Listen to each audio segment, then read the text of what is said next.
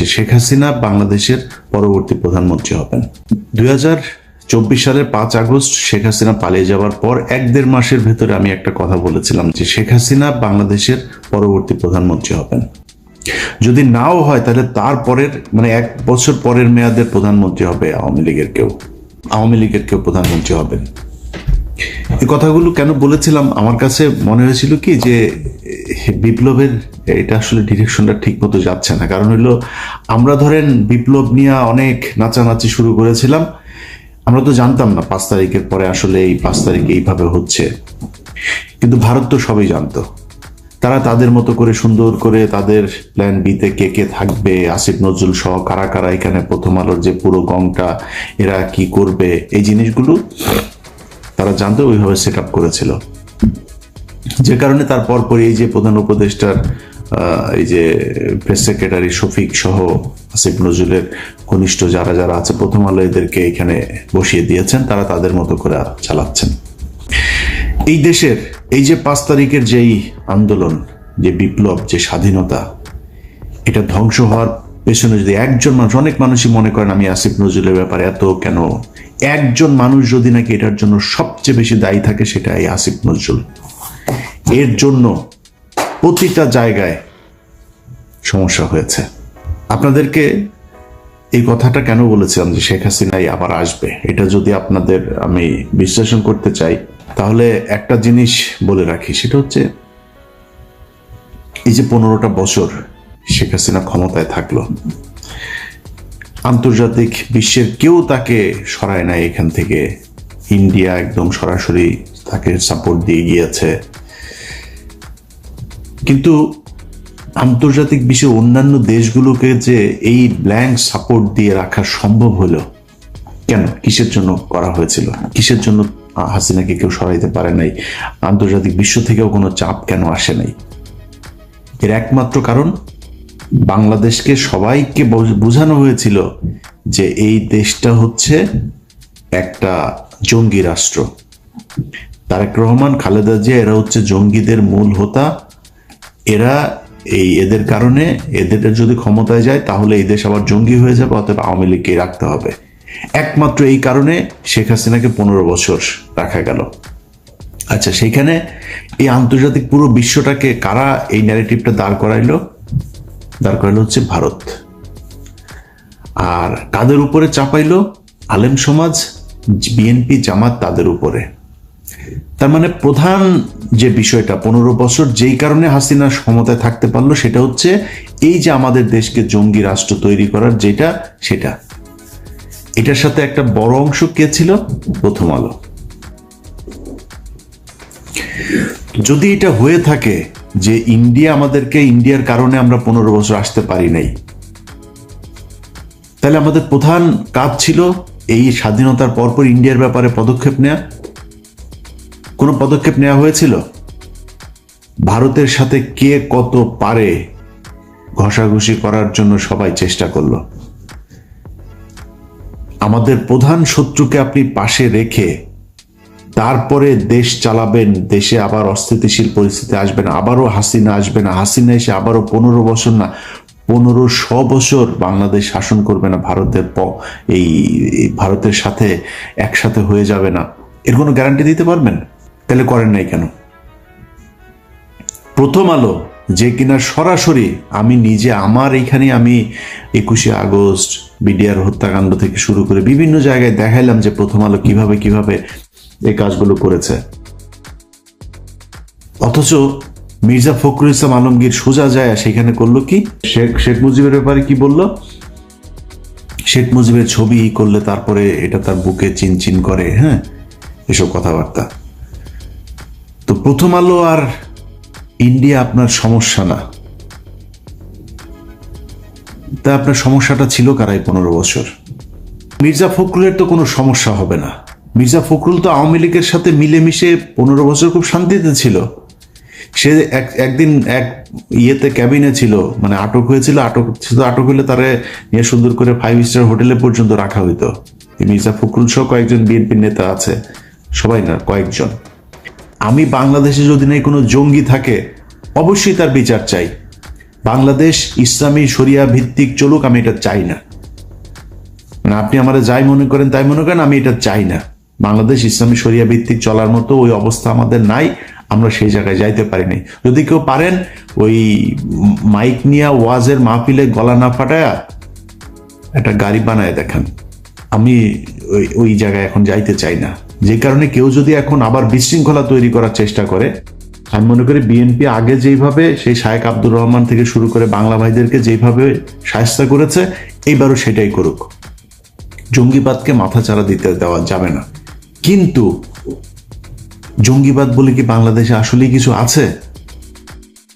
সেটা প্রমাণ করা দরকার ছিল এই সরকারের আসার পরপরই। বিচারগুলো তাড়াতাড়ি শেষ করে যে এই ঘটনাটা আসলে এই যেভাবে নাটক সাজানো হয়েছিল, এইটা এইভাবে নাটক সাজানো হয়েছিল, এই নাটক সাজিয়ে এইভাবে ভারত এবং আওয়ামী লীগ মিলে তোমাদেরকে ভুল বুঝিয়েছে, আসলে বাস্তব চিত্রটা এটাই। এর মাঝখানেও যদি আলেমদের ভেতরে কেউ জঙ্গি কর্মকাণ্ডে যদি থেকে থাকে, আমি তাদের বিচার চাই। বাট বাদ বাকি যারা, তাদেরকে তো সারা দরকার। সেইটা না করে আপনি তাদেরকে জেলখানায় রাখলেন, আর যারা এটা করলো তাদেরকে আপনি আশ্রয় প্রশ্রয় দিলেন। 2 দিন আগে এক ভিডিও দেখলাম, ওই যে এই ফারজানা ব্রাউনিয়ার এক্স বয়ফ্রেন্ড আপনার জিল্লুর রহমান 3য় মাত্রা করে। এই জিল্লুর রহমান ফারজানা ব্রাউনিয়ার এক্স মানে কত নাম্বার সেটা তো বলা যাবে না, এটা সম্ভবত ওই পার্ট টাইম বয়ফ্রেন্ড ছিল। এই পার্ট টাইম বয়ফ্রেন্ড বলছেন যে ঈদের পরে এই দেশে আবার জঙ্গি হামলা হবে। কিভাবে হামলা হবে, কোথায় কোথায় হবে, সে আগের মতোই নাকি গুরুত্বপূর্ণ জায়গায় কোর্ট টোট এইসব সেইভাবে নাম ধরে ধরে বলছেন। পরে ধৈর্য নিয়ে ওর পিছন দিয়া ডিম ঢুকে ওরা জিজ্ঞেস করেন যে তুই এই তথ্য কই পাইলি, কই হবে, কারা কারা করবে, তাড়াতাড়ি নামের লিস্ট দে। আমরাও সেটা জানতে চাই, কারা কারা এই দেশে জঙ্গিবাদ এই করতে চায়, তাদের আমরা খুঁজে বার করতে চাই। ওর কাছ থেকে তালিকা নেন, ও কোথায় পেয়েছে এটা। এরা হচ্ছে খুব চিপ রেটের দালাল। এরা বিভিন্ন দেশের গোয়েন্দা সংস্থার কাছ থেকে টাকা পয়সা খায়া তারপরে বাংলাদেশে অস্থিতিশীল পরিস্থিতি তৈরি করতে চায়। ভারত নিশ্চয়ই ওই হয়তো বড় অঙ্কের একটা মোটা অঙ্কের টাকা দিয়েছে। এই টাকা পয়সা নিয়ে সে এখন আবার আগের নেগেটিভ দাঁড় করাইতে চায়। এই দেশে আবার হামলা হবে ঈদের পরে, মানে জঙ্গি হামলা হবে, এই দেশে প্রচুর জঙ্গি আছে, এদের শায়েস্তা করো। এত সোজা না ভাই। 5 তারিখ এমনি আসে নাই। যদি কেউ মনে করেন 5 তারিখ এমনিতেই চলে এসছে, এটা মনে করার কোনো কারণ নাই। আল্লাহ নিজের হাতে ধরে আপনাদেরকে এই গিফট দিয়েছিল। এটা যদি ধরে রাখতে চান তাহলে এটা নার্সিং করতে হবে। এই যে 8টা মাস হইল, এখনো পর্যন্ত বিএনপি জামায়াত সহ বিভিন্ন লোকজন জেলখানায় আছে। জেলখানায় থাকা মানুষগুলিরে এখন পর্যন্ত জেল থেকে বার করতে পারলেন না। রোজাটা করলো তারা জেলখানার ভেতরে, ইফতার কি করে, তার পরিবারের অবস্থা কি, 15 বছরে এই মামলা চালাইতে কি অবস্থা। আরে ভাই, এই জেলখানার মানুষগুলোর এই যে প্রতিদিন তাহাজ্জুদ নামাজ পড়া, আল্লাহর কাছে সাহায্য চাওয়া, দেশের জন্য আল্লাহর কাছে কান্নাকাটি করা, এই জন্য 5 তারিখ এসেছিল। তাদের চোখের পানির দাম দেন নাই, তাদেরকে এখন পর্যন্ত জেলখানায় রাখা তারপরে ক্ষমতায় চলে আসবেন। এত সোজা, এত ইজি আপনি ক্ষমতায় চলে আসবেন। এখনো তারেক রহমান দেশে যাইতে পারে নাই। ক্ষমতা বহু দূরের ব্যাপার। খুব প্রীতি দেখাইছেন না, শেখ হাসিনা দেশে আসবে, শেখ হাসিনা এই আবার করবে, আওয়ামী লীগকে আমরা মাফ করে দিব। তোর কাছে মাপ চাইছে? এখন আওয়ামী লীগকে পুনর্বাসিত করবে কি? কোন রিফাইন আওয়ামী লীগ আসবে, নাকি পিওর আওয়ামী লীগ আসবে, আওয়ামী লীগ আসবে, না কোন আওয়ামী লীগ আসবে, সেটা নিয়ে আলোচনা হয়। এই আলোচনা আপনাকে আসতে বলছে কি? আওয়ামী লীগ বলছে আপনার কাছে যে আমরা আসতে চাই, আমাদেরকে আওয়ামী লীগ নিবা নাকি এই রিফাইন আওয়ামী লীগ নিবা, কোনটারে নিবা, কোনভাবে আমাদেরকে নেওয়া যায়, চাইছে আপনার কাছে? এখনো প্রতিদিন হুমকি দেয়, এখনো প্রতিটা দিন বলে যে তারা করবে, চলে আসবে, এদিক দিয়ে আসতেছে, ওই দিক দিয়ে আসতেছে, হুঙ্কার দিতে থাকে। আপনি যে তারে মাফ করেন, আপনি যে তারে নিয়ে আলোচনা করতেছেন, সেই আলোচনার কারণটা কি? আওয়ামী লীগ কবে কোন দিন আপনাকে বলছিল যে আপনি আমরা আমাদেরকে নেওয়ার ব্যবস্থা করেন, আমরা দেশে একটু ফিরতে চাই, আপনাদের সাথে কথা বলতে চাই, বলেছে নাকি? আমরা আলোচনা করছি। আওয়ামী লীগের লোকজন এই গতকালকে আসিফ নজরুল তার প্রিয় আওয়ামী লীগের লোকজনকে কোর্টের বিভিন্ন জায়গায় বসিয়ে রেখেছে। গতকালকেও এত ক্রুশিয়াল একটা সময়ের ভিতরে, কালকে মনে হয় 100 বার আওয়ামী লীগের লোকজনের ইয়েতে দেখেছি শেখ হাসিনা ওই দিক দিয়ে ঢুকছে, ওই দিক দিয়ে তোরে ঢুকায় দেওয়া হবে, ঢুকতে বল। দেশের মানুষ এখন ওই মেজাজে নাই। হ্যাঁ, সেনাবাহিনীও যদি নাকি তেড়িবেড়ি করে, সেনাবাহিনীর মধ্যম সারি জুনিয়র অফিসাররা বসে আছে, সৈনিকরা বসে আছে, 15 বছর বহুত হয়েছে। তেড়িবেড়ি করার চেষ্টা করলে কোনো জেনারেল তারা বসে থাকবে না, কারণ সেনাবাহিনী এই দেশের মানুষের প্রাণের কথা বলে। এই দেশের মূল রক্ষক হচ্ছে বাংলাদেশ সেনাবাহিনী। সেই সেনাবাহিনী এত সহজে আপনি 2-4 জন জেনারেলের কারণে বিক্রি হয়ে যাবে আরেক দেশের কাছে, এটা মনে করার কোনো কারণ নাই।